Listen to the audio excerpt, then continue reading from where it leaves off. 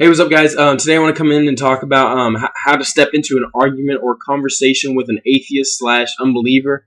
What I don't want to do is I'm not coming in here to tell you about how to deboggle it because I think there are better teachers. I think it's Download God, legit teacher guy who I like to go on YouTube and look at.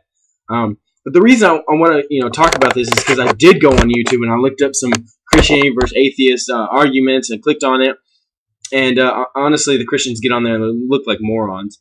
And I'm sure the atheists aren't going to put anybody up there that looks good, but I want to show you some steps that you can take to not look like a moron. Honestly, so I have about 6 rules. These are basically kind of like my little rules when I go into an argument. These are not, these are. I'm sure there's more rules into it, but these are my 6 basic.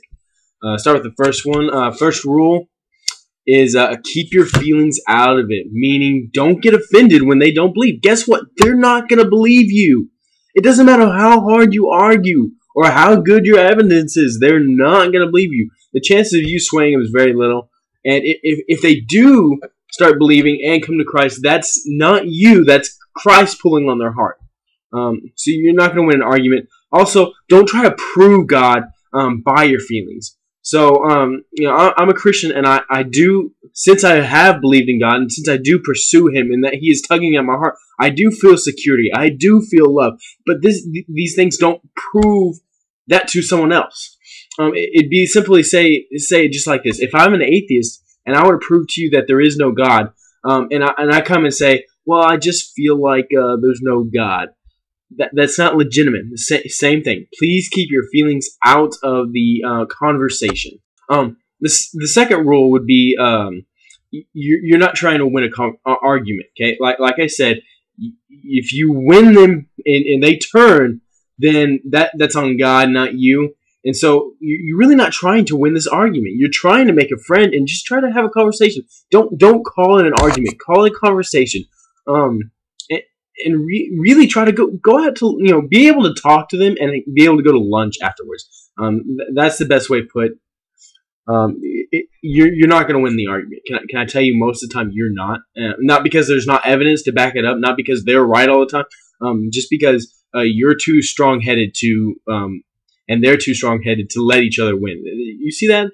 You're fighting against their whole moral stance, their whole meaning to life. They're not easily going to be moved. So the third rule here is to take a step back and kind of understand what they're trying to say. It is the most frustrating thing. This is to Christians mainly. When I'm trying to say something and they go, yeah, but what about this? And it had nothing to do with what I said. If you'd have listened to what I said, then that part wouldn't even come up. So take a step back and actually listen to what they say. They usually have a legitimate argument if they're real.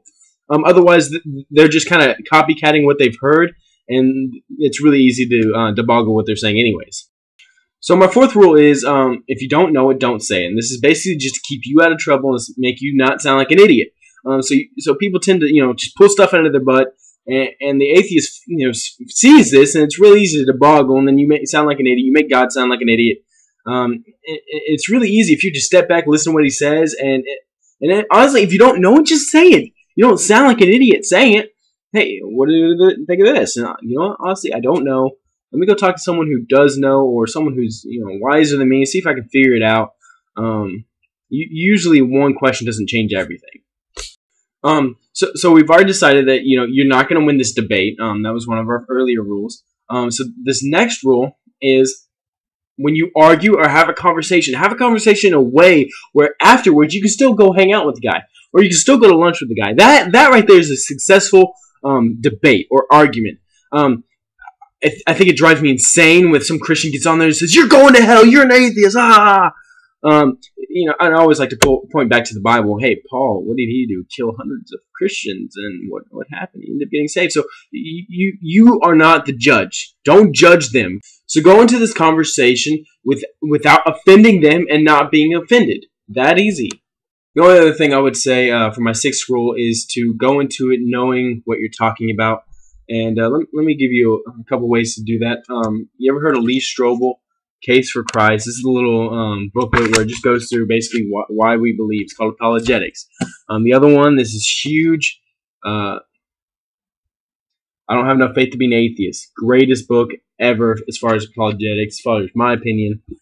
Definitely get it. It'll really give you some tips. It really show you why you believe it. I think you need to love the Lord with all your heart, soul, and mind. You need to understand why you believe Him. There must be a reason. Don't just believe in Him blindly. Really figure out. You're an American usually.